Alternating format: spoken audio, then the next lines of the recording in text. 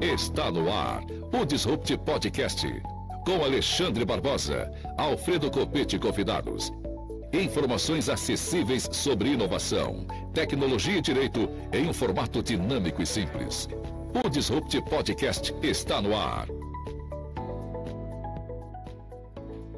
Olá, meus amigos, olá, minhas amigas. Estamos em mais um Disruptcast, Alexandre Barbosa.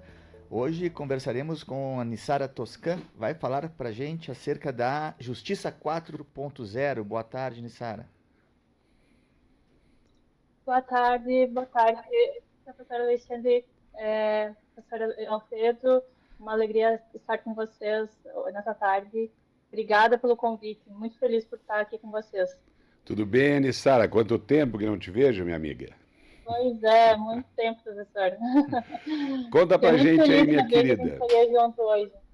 Conta pra gente, minha querida, como é que está no Brasil o desenvolvimento dessa temática do Judiciário 4.0, da Justiça 4.0, a Justiça Tecnológica. Como é que está isso hoje? Conta pra gente, minha querida. Então, é interessante, né, dizer que essa ideia da Justiça 4.0, né, o Justiça 4.0, é um programa institucional do CNJ, né, do Conselho Nacional de Justiça. É bom destacar isso já desde o início. É um programa institucional que busca modernizar o Poder Judiciário por meio do uso intensivo de novas tecnologias e de inovação, né? Esse nome 4.0, ele remete à sociedade 4.0, à indústria 4.0, né, que fazem referência à quarta revolução industrial. E a quarta revolução industrial que remete justamente a um contexto, a uma fase de profundas transformações nos processos produtivos, nas formas de trabalho, que é justamente essa integração do mundo físico e do mundo digital, que vem caracterizada por diversas tecnologias que estão surgindo aí, inteligência artificial, robótica avançadíssima, computação em nuvem, tecnologias imersivas. Então, essa ideia da Justiça 4.0, acho que é bom já desde o início a gente ter claro que ela vem nessa linha de promover uma revolução na forma como a justiça é prestada. Justamente essa revolução que vai ser pautada no uso intensivo de tecnologia e inovação, claro, sempre com atenção aos direitos fundamentais das pessoas, né? Porque o objetivo desse programa institucional do CNJ basicamente é uma justiça mais eficiente, mais acessível, mais próxima das pessoas. Porque o foco das políticas de justiça, né, das políticas do Poder Judiciário, do CNJ, são as pessoas, são os usuários do serviço de justiça. Então, eu queria chamar a atenção, quando a gente fala em Justiça 4.0, eu queria chamar a atenção para o fato de que a Justiça 4.0 mostra que o Judiciário está se reinventando. Está se reinventando num contexto muito particular, que é o seguinte contexto, um contexto em que existe uma diversidade de outras instituições que também são capacitadas para resolver os conflitos das pessoas. Essas instituições que, em certos casos, elas até se mostram mais eficientes do que o judiciário. Para determinados tipos de conflitos, hoje existem instituições mais adequadas, mais eficientes do que o próprio judiciário. E aí, nesse contexto todo, né, a gente tem a arbitragem já super consolidada, mas a gente vai muito além disso. Além das câmaras de conciliação e mediação, nós temos amplamente estruturadas e desenvolvidas várias outras instituições de resolução de conflitos, de resolução de problemas jurídicos.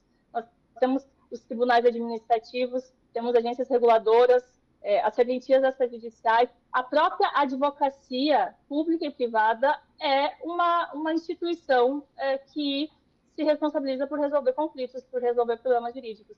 Ministério Público, Defensoria Pública, são todas instituições nessa linha, né, que permitem resolver problemas jurídicos, resolver conflitos sem acionar o judiciário. Nós temos plataformas virtuais, já existem diversas plataformas virtuais também com essa função de resolver conflitos. Todo mundo conhece o consumidor.gov, o Procon Digital, até mesmo aquela plataforma Reclame Aqui, que já existe há muito tempo, só que ao contrário do consumidor.gov do Procon Digital, é uma plataforma privada, né, independente do governo, enfim. Mas até a plataforma, até o Reclame Aqui, costuma ser útil para resolver problemas das pessoas, né? No cenário internacional, a gente destaca, por exemplo, o Centro de Resolução de Disputas do eBay, que é uma plataforma ODR, desenvolvida por esse site, né, para gerenciar disputas entre compradores e vendedores, né?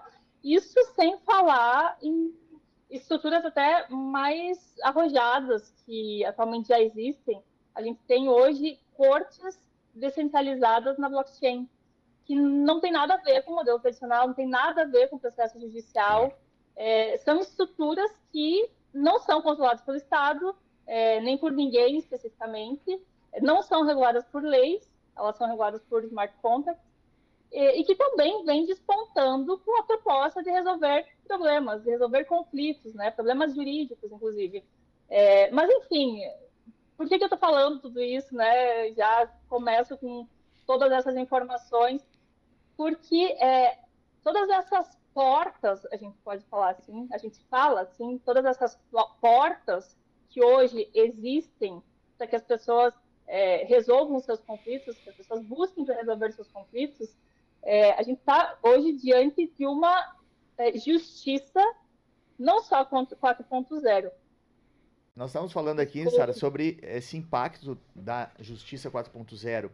O Alexandre está remetendo à questão da inteligência artificial e nos parece que não é só isso. Não é só inteligência artificial. E eu acrescentaria o Justiça 4.0, ele abarca o judiciário, mas não se limita a ele, né? Então, ele tem outras formas de promover a justiça para além do poder judiciário, né? Como a Nissara está falando para a gente, em questões de smart contracts, blockchain, e câmaras arbitrais, etc. Como seria o acesso a isso, Nissara? Porque a gente, como é novidade, pelo menos é novidade para grande parte da população, a gente fica um pouco sem saber para que lado vai, como acessa essas novas estruturas de resolução de conflitos, de justiça 4.0. Veja, a gente tem nesse sistema todo plataformas como o consumidor.gov, o Procon Digital, todas facilmente acessíveis pela internet mesmo, né? Pensando assim, né, nesse contexto, como eu disse, que é multiportas. Eu não sei exatamente em que ponto que a minha conexão caiu, até que ponto que foi que a minha fala foi ouvida, mas eu estava falando sobre uma justiça, além do 4.0, como você bem falou, multiportas, envolve várias instituições, inclusive instituições online, vamos dizer assim, né, virtuais. E o que é interessante falar também com relação a isso é que nesse contexto em que existem tantas portas, o fato é que ou o judiciário se aparelha, se tecnologiciza, né? Ele alcança todas essas novidades que vêm surgindo, ou ele vai ser superado por outros mecanismos, né? Claro. E aí, isso mesmo no contexto atual de uma justiça multiportas, que é em alusão a essa pluralidade de instituições e mecanismos para a resolução das disputas, mesmo nesse contexto multiportas, a perda da centralidade do judiciário não é algo assim desejável, né? Porque os tribunais eles têm um papel importante no Estado de Direito. Os tribunais eles são essenciais para estabelecerem como que a Constituição, como que as leis têm que ser interpretadas, né? Então, por exemplo, a gente pensar numa corte descentralizada na blockchain, não é necessariamente padrões jurídicos que vão ser utilizados para decidir os problemas, né? Veja, são instituições que também servem para resolver conflitos, mas não necessariamente elas vão dizer como que vão utilizar, normalmente não vão, na verdade, utilizar o direito para decidir os conflitos. Então, isso só dando um exemplo que, assim, eu diria que é um exemplo mais no limite, vamos dizer assim, né, entre essas instituições, que é uma coisa mais atual que existe, e aí, queira ou não, o papel dos tribunais de dizer como as leis e a Constituição têm que ser interpretadas é fundamental, não dá para esquecer isso, né? Mas, enfim, paralelamente a essas instituições que, vamos dizer assim, operam, de certa forma, de alguma forma independente do direito, podemos dizer assim, existem as instituições que operam exatamente de acordo com o direito, né? Então, a gente tem muitos mecanismos. E aí, falando, por exemplo, da advocacia como porta de acesso à justiça, né? O Ministério Público como uma porta também de resolução de conflitos, a Defensoria Pública, são todas instituições que as pessoas, de acordo com o tipo de conflito, né? De acordo com a capacidade institucional de cada um desses sujeitos, né? As pessoas podem buscar para que nessas instituições obtenham outras formas de resolver os seus problemas que não seja acionando o judiciário, né? Por exemplo, como utilizar a advocacia, o Ministério Público, a Defensoria, como espaços para promover, para facilitar a negociação, conciliação, mediação. Então, isso já está acontecendo, né? Então, a gente tem como uma premissa, até para falar nesse contexto todo, essa pluralidade de instituições públicas e privadas que hoje são vocacionadas também a resolver problemas jurídicos, independentemente do judiciário. E nós temos nesse contexto, né, de uma justiça multiportas, nós temos o judiciário se aparelhando para melhorar a prestação do serviço de justiça. A justiça é um serviço público, né? Tá e aí se fala que o judiciário 4.0 é o judiciário se aparelhando nesse contexto da sociedade 4.0. Então, eu ia até te perguntar exatamente isso. Chegando agora no judiciário, propriamente dito, no projeto 4.0, e eu falava com o Alfredo aqui quando você caiu, que todo mundo quando pensa em uma justiça com tecnologia, pensa na substituição do juiz pela inteligência artificial. Nós já sabemos que não há uma substituição, por óbvio, e que nós temos que visualizar a tecnologia, que não é só da inteligência artificial, como um aliado do judiciário para tentar solucionar de uma maneira mais ágil e mais adequada os conflitos. Por isso eu te pergunto, você deve falar certamente da inteligência artificial, mas para além dela, o que nós temos de interessante que o nosso público poderia nos ouvir, Anissara, a respeito dessas inovações? Maravilha. Então, a inteligência artificial é uma das pautas do CNJ. A gente tem resoluções recentes disciplinando isso, né? É realmente um desafio,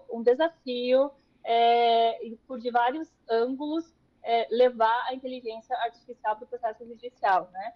Mas também um caminho que está sendo trilhado, está sendo desenvolvido, estudado, e que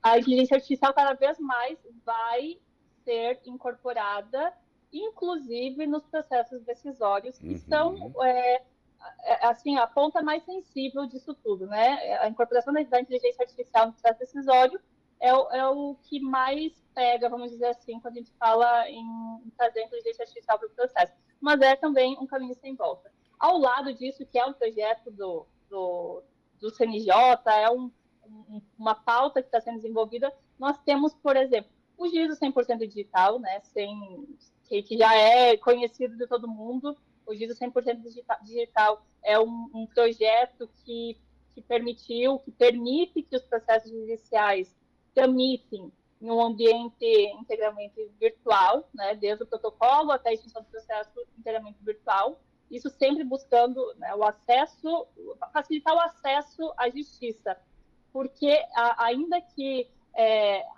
até utilizando uma frase que dos marcos teóricos desse tema, das cortes online, fala, que é Richard Susskind, ele fala que, ainda que o acesso à tecnologia, à internet seja difícil, né, muitas vezes difícil, ainda que o acesso à internet não esteja 100% implementado, que ainda existam projetos para inclusão digital, sejam necessários projetos para inclusão digital, ainda assim, ainda que o acesso à internet não seja assim, imune a questionamentos, hoje o acesso à internet, ele as pessoas têm mais acesso à internet do que acesso à justiça. É mais fácil, né, hoje em dia, o acesso à internet é mais difundido do que o acesso à justiça. Então, incorporar a internet nesse processo é fundamental, é visto como fundamental para garantir, para acessar a própria justiça, né? E aí, o Juízo 100% Digital é um dos projetos, como eu disse, inteligência artificial também está na pauta, o Balcão Virtual é outra plataforma, o Balcão Virtual que é uma alternativa importantíssima, especialmente os advogados, uma alternativa ao balcão físico, né, das serventias. E assim, as plataformas dos tribunais, elas estão bem como eu posso dizer, acessíveis mesmo para você acessar esses canais, né? O balcão virtual mesmo é muito fácil de localizar nos sites dos tribunais, como uma ferramenta para você contactar, seja o cartório, e às vezes até o próprio juiz você consegue acessar por aí. Os juízes mesmo, hoje em dia, atendem praticamente a unanimidade, atende de forma remota. Claro que ainda existem atendimentos presenciais, e isso é importante também. E existem situações mais sensíveis em que o atendimento presencial se revela ainda mais adequado, vamos dizer assim. Mas, na maioria dos casos, o atendimento virtual cumpre a função e facilita a vida dos advogados, facilita dos profissionais de direito em geral, né? Possibilita que nós atuemos no Brasil todo sem precisarmos nos deslocar, né? E aí, o balcão virtual, o juízo digital vem nesse sentido. E eu queria chamar a atenção nesse projeto todo de tecnologia, né? Como o professor Alexandre falou, existem ferramentas, por exemplo, a plataforma Sniper, que é Sistema Nacional de Investigação Patrimonial e Recuperação de Ativos, que é uma ferramenta digital que o judiciário está usando. O Sniper é uma ferramenta que o judiciário já utiliza bastante, então é uma ferramenta de rastreamento de bens dos devedores. Então, na plataforma Sniper, são reunidos dados de diversas fontes, né? Receita Federal, DETRANS, registros bancários diversos, imobiliários. Então, essa é uma ferramenta de investigação patrimonial, rastreamento de bens, todos esses dados concentrados numa plataforma a qual o judiciário tem acesso e que, claramente, né, obviamente, vem para facilitar execuções, facilitar a satisfação dos créditos aos credores, né? Então, é uma plataforma interessante. A gente tem também a Previjus, que é um serviço de informação e automação previdenciária, que é outra plataforma que possibilita comunicação direta entre a Justiça e o INSS, né? E aí permite consulta de benefícios, contribuições previdenciárias, enfim, e permite que o judiciário envie ordens judiciais automatizadas do INSS. Então, inclusive, nesse mundo de possibilidades que a gente vê hoje, nessa pluralidade de portas, como eu disse, pluralidade de instituições, inclusive é de se destacar a necessidade de as instituições conversarem, considerando toda essa tecnologia que tem disponível, a necessidade de as instituições se articularem para prestar de uma forma mais eficiente os serviços de justiça. E aí, essa plataforma é uma conexão entre o judiciário e o INSS também, né? Mas, enfim, existem vários outros. Até agora, acho que é importante destacar que tem um portal que é o jus.br, que foi instituído por uma resolução do CNJ de 2022, resolução 455, e o jus.br se chama Portal de Serviços do Poder Judiciário. esse portal de serviços, ele assim, ainda está começando, vamos dizer assim, mas ele tem muita potencialidade para oferecer, de uma forma facilitada, vários serviços de justiça para as pessoas. O jus.br ele é acessado com o certificado do gov.br, ele não precisa ser advogado. Então, os cidadãos podem consultar processos em todas as plataformas que estejam vinculadas à plataforma digital do Poder Judiciário, então, praticamente o Brasil todo, e fora que também ele vem, esse portal de serviços do Poder Judiciário, ele vem para facilitar a vida dos advogados, porque ele permite que você peticione em qualquer tribunal por uma única plataforma, o que é uma coisa ainda muito nova, né? Isso daí é uma coisa que a gente precisa, hein? Porque cada estado, cada tribunal, enfim, cada tribunal envolve um sistema próprio que é muito difícil, às vezes, de lidar quando você não está habituado, né? Sim. E aí, esse portal de serviços, eu acho que tem tudo para facilitar esse trabalho, né? Nissara, deixa eu te fazer uma pergunta. A gente estava falando antes, quando caiu a tua conexão, e me veio em mente tu tinha referido a questão das serventias, né? As serventias, elas perderam muita credibilidade, né, na sociedade, na comunidade em geral, né, pela morosidade, pelos valores, etc.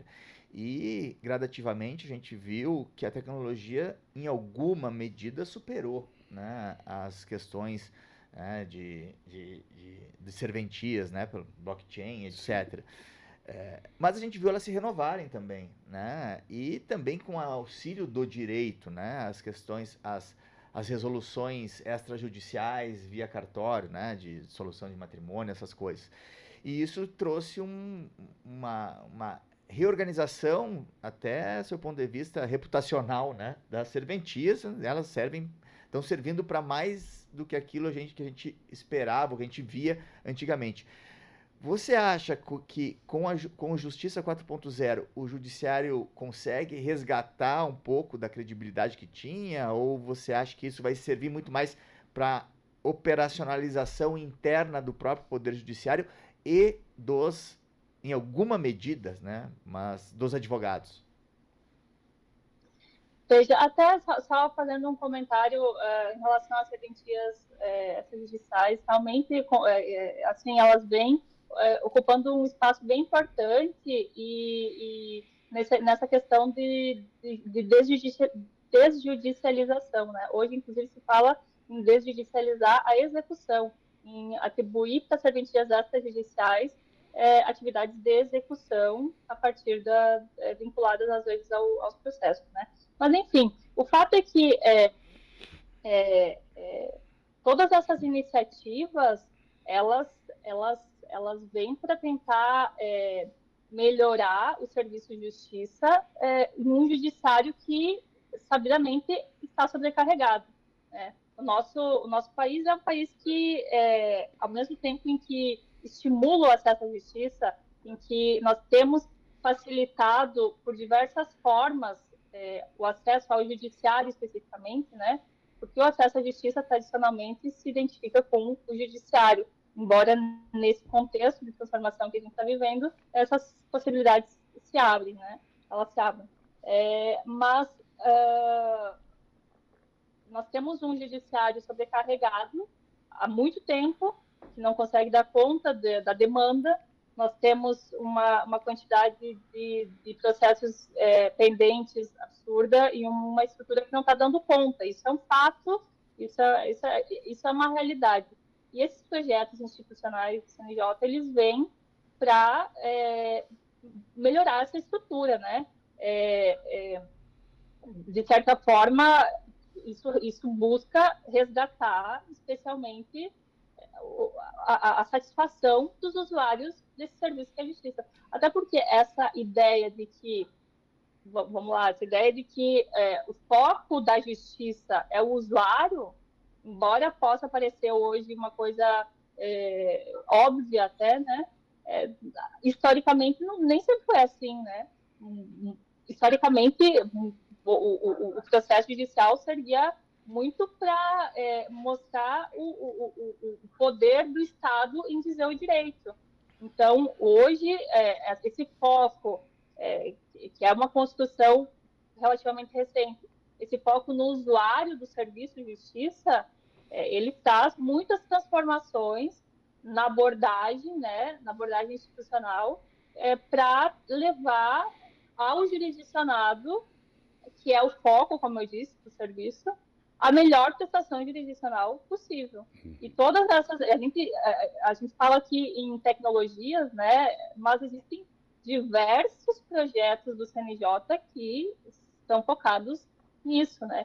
Por exemplo, o CNJ tem uma sensibilidade grande com relação à inclusão digital. Então, existem projetos para instalar pontos de inclusão digital em locais que hoje não tem nem internet, né? É uma coisa que parece que está muito distante, mas é uma realidade ainda em algumas regiões do Brasil, né?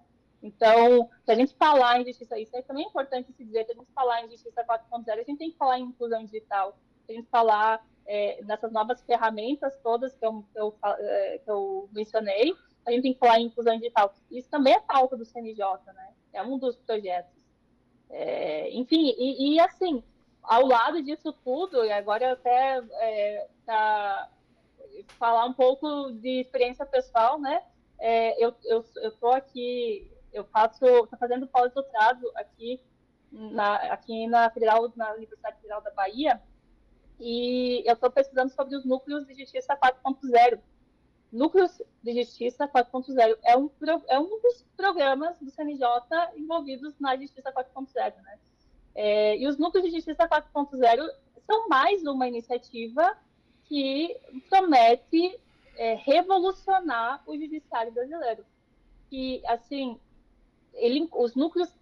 É muito técnico, né? É um tema muito técnico, então é difícil até, às vezes, de fazer entender, mas eles incorporam tudo isso que a gente está falando, né? Incorporam tudo isso, mas eles vão muito além, porque eles desterritorializam a jurisdição de uma forma que não aconteceu ainda, né? Os núcleos 4.0, eles pretendem operar exclusivamente virtual, né? Em ambiente exclusivamente virtual. Então, isso, claro, que enfrenta muitos desafios e enfrenta muitas resistências. Tá certo. Tudo isso que a gente está falando aqui enfrenta muitas resistências. É muito difícil levar essas ideias para os profissionais de direito, especificamente, que estão acostumados a lidar com o processo tradicional, né? E aí, tudo isso, essas resistências, elas existem. Mas eu acho que é bom destacar que é um caminho sem volta. É um caminho sem volta, né, Nissara? Felizmente, nós temos a tecnologia à disposição, temos que saber fazer bom uso dela, não é? E extrair o que há de melhor, porque há problemas com a tecnologia, né, Alfredo? Sem dúvida nenhuma. Sem dúvida. E também, infelizmente, há problema com o nosso tempo, porque nós encerramos o nosso tempo, essa conversa bacana aqui com a Nissara. Nissara, muito obrigado, viu, por disponibilizar o seu tempo para conversar aqui com a gente, conversar com os nossos ouvintes. Eu agradeço muito, porque infelizmente, né, Alfredo, não temos mais tempo. Não temos tempo para mais nada, né? E semana que vem temos mais Disrupt. Obrigado, Nissara. Obrigado, Nissara. Eu que agradeço muito pelo convite, prazer. Prazer ouvir você, viu? Uma alegria, de verdade. Semana que vem tem mais Disrupt, né, Alfredo? Aqui na CBN Cascavel, CBN, às 16h30. Também no YouTube e Spotify. Exato. Isso aí. Tchau, gente. Um abraço. Tchau, obrigado, Nissara. Tchau, tchau. Tchau, obrigado. Você ouviu na CBN Disrupt Podcast com Alexandre Barbosa e Alfredo Copete.